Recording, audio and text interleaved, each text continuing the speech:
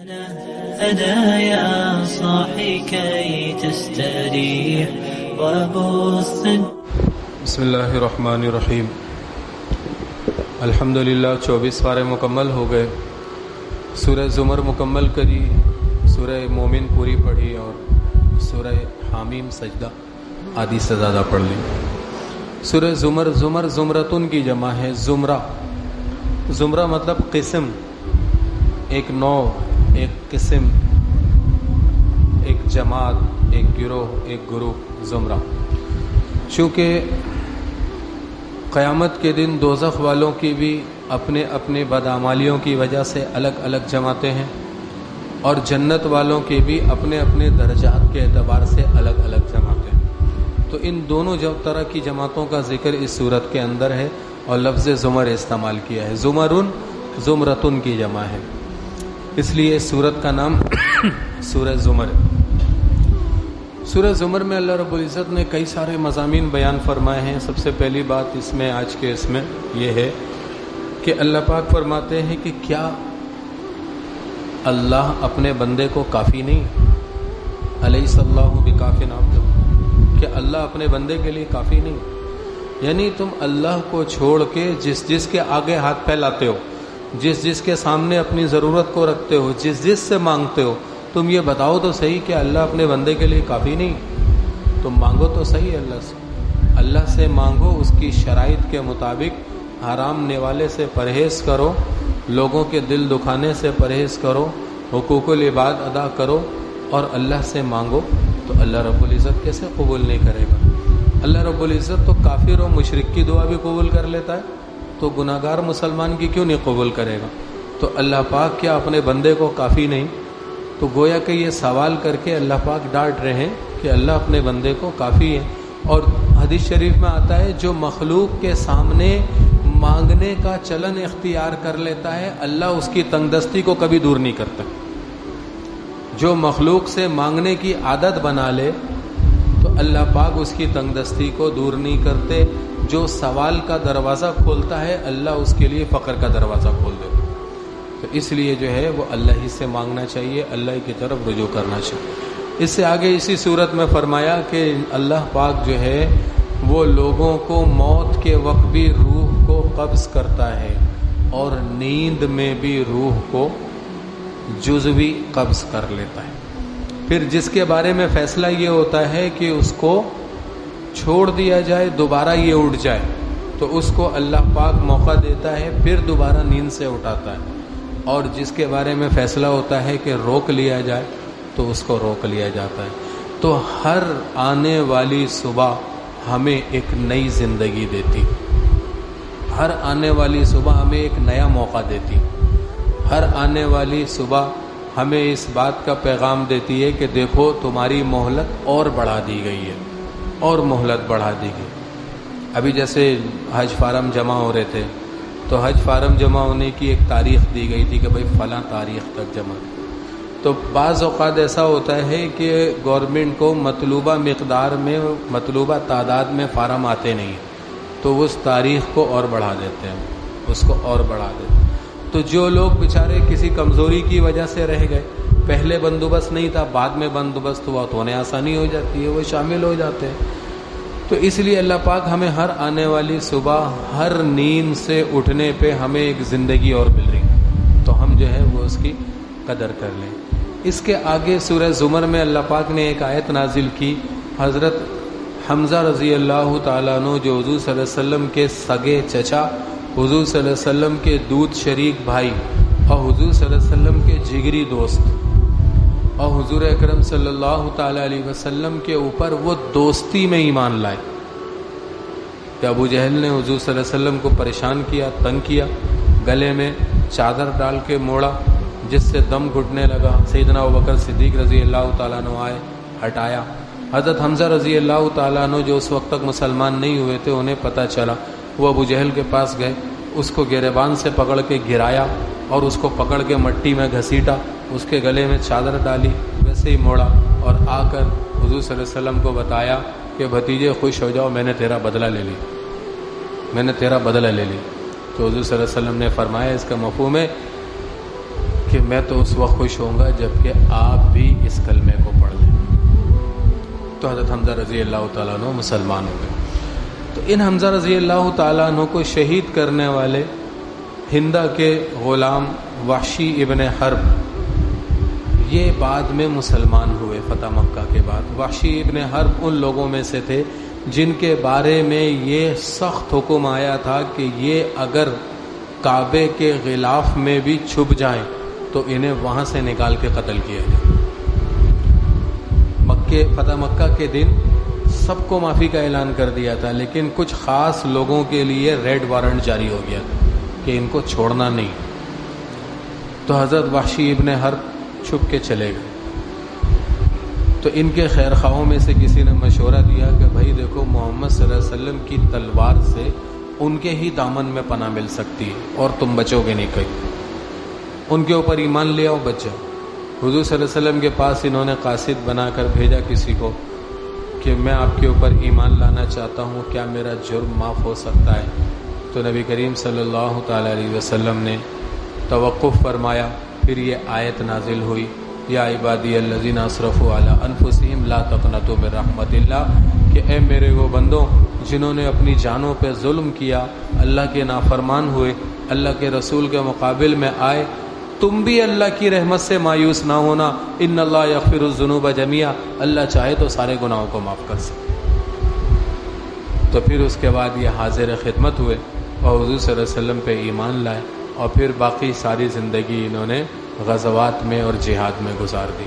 اور انہی وحشی ابن حرب کے ہاتھوں اللہ رب العزت نے تاریخ اسلام کا سب سے پہلا فتنہ مسیلمہ کذاب کو جہنم رسید کیا۔ اسی وحشی ابن حرب رضی اللہ تعالیٰ عنہ نے مسیلمہ کذاب کو قتل کیا۔ کہتے ہیں کہ میں یمامہ کی لڑائی میں اسے ڈھونڈنے کے لیے نکلا، اب میرا رنگ روپ، میری شکل و صورت عرب والوں سے نہیں ملتی تھی، تو مجھے پہچانا نہیں جا سکتا تھا کہ میں مدینے والوں کی لشکر میں ہو کے آیا ہوں۔ تو میں یہ سوچتا تھا کہ مجھ سے اتنا بڑا گناہ ہوا کہ حضور صلی اللہ علیہ وسلم کے چچا میرے ہاتھوں شہید ہوئے، میں کوئی ایسا عمل کر لوں جس سے تلافی ہو جائے۔ تو اللہ رب العزت نے مجھے موقع دیا اور میں مسیلمہ کذاب کے پاس پورے لشکر سے نظر بچاتا ہوا پہنچ گیا۔ کچھ لوگوں نے مجھے دیکھا بھی اور نظر انداز کر دیا کہ اکیلا آدمی ہے، کوئی پیغام لے کے جا رہا ہوگا، اور یہ گئے اور انہوں نے دور سے جا کر نیزہ چلایا، اور نیزہ جیسے حمزہ رضی اللہ تعالیٰ عنہ کے جسم کے آر پار ہوا تھا ویسے مسیلمہ کذاب کے جسم کے آر پار ہوا، وہ مرا، پورے لشکر میں جو ہے وہ بھگدڑ مچ گئی، اور پھر اللہ نے مسلمانوں کو فتح عطا فرمائی۔ تو سورہ زمر میں ان کی تسلی کے لیے یہ آیت نازل ہوئی۔ تو ہم بھی یہ دیکھیں کہ ہم سے جتنا بڑا گناہ ہو جائے، جتنی غلطی ہو جائے، جتنی کوتاہی ہو جائے، توبہ کا دروازہ کھلا ہوا ہے، بخشش کا دروازہ کھلا ہوا ہے۔ جب تک سانس ہے تب تک چانس ہے، جب تک موت کے فرشتے نظر نہیں آتے اس وقت تک ہمارے لیے موقع ہے ہم اللہ سے رود ہو کے توبہ استغفار کرا کے اپنے آپ کو جو ہے وہ معاف کرا لیں۔ اس کے بعد سورہ مومن ہے۔ سورہ مومن میں فرعون کی قوم کے ایک ایمان والے شخص کا تذکرہ ہے جو تھے تو فرعون کی قوم کے، لیکن موسیٰ علیہ السلام پر ایمان لے آئے تھے، اور موسیٰ علیہ السلام کی حمایت میں فرعون کے دربار میں انہوں نے مباحثہ کیا اور لوگوں کو سمجھایا، اور بہت سارے لوگوں کو ایمان کی طرف لے کے آئے۔ ان کا ذکر اس صورت میں ہے، ان کے نام سے اس صورت کا نام سورہ مومن ہے۔ سورہ مومن کی اول 3 آیتوں کی بڑی فضیلت ہے۔ حامیم تنزیل الکتاب من اللہ العزیز العلیم غافر الذنب وقابل التوب شدید العقاب ذی الطول لا الہ الا ہو الیہ المصیر۔ کتنی بار پڑھنا ہے؟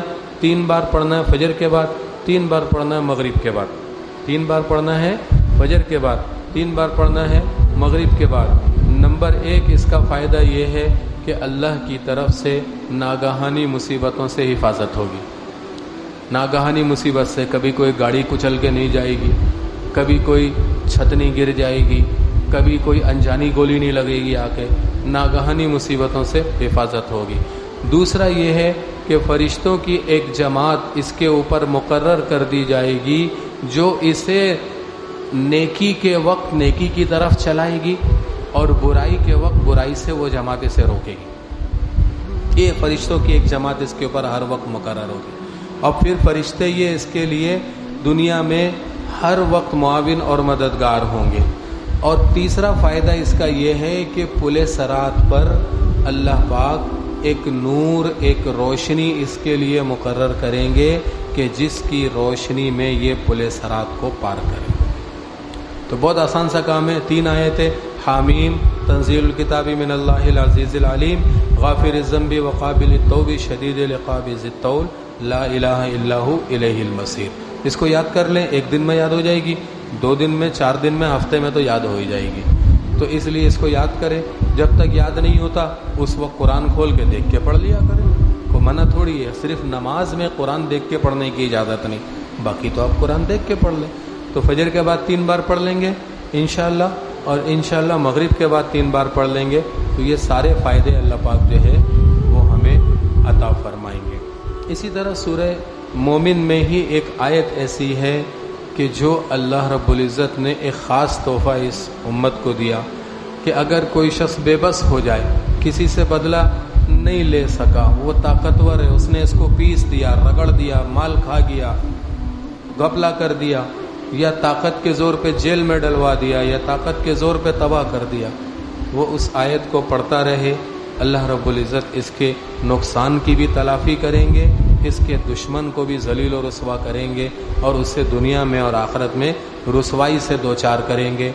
وہ آیت ہے وَأُفَوِّضُ أَمْرِي إِلَى اللَّهِ إِنَّ اللَّهَ بَصِيرٌ بِالْعِبَادِ، وَأُفَوِّضُ أَمْرِي إِلَى اللَّهِ إِنَّ اللَّهَ بَصِيرٌ بِالْعِبَادِ۔ اس آیت کو ہمیں پڑھنا چاہیے بطور وظیفے کے، اسی مقدار میں ان دونوں نمازوں کے بعد پڑھ لیں، 3 مرتبہ فجر کے بعد پڑھ لیں، 3 مرتبہ مغرب کے بعد پڑھ لیں، تو انشاءاللہ یہ آپ کے وظیفے میں شامل ہو جائے گی۔ بہت آسان سا ہے، وَأُفَوِّضُ أَمْرِي إِلَى اللَّهِ إِنَّ اللَّهَ بَصِيرٌ بِالْعِبَادِ، کوئی لمبی چوڑی جو ہے اس کے اندر وہ نہیں ہے۔ تو ان دونوں، وہ 3 آیتیں اور یہ ایک آیت، ان چاروں آیتوں کو یاد کر لیں، بڑے بڑے فوائد ہیں اس کے۔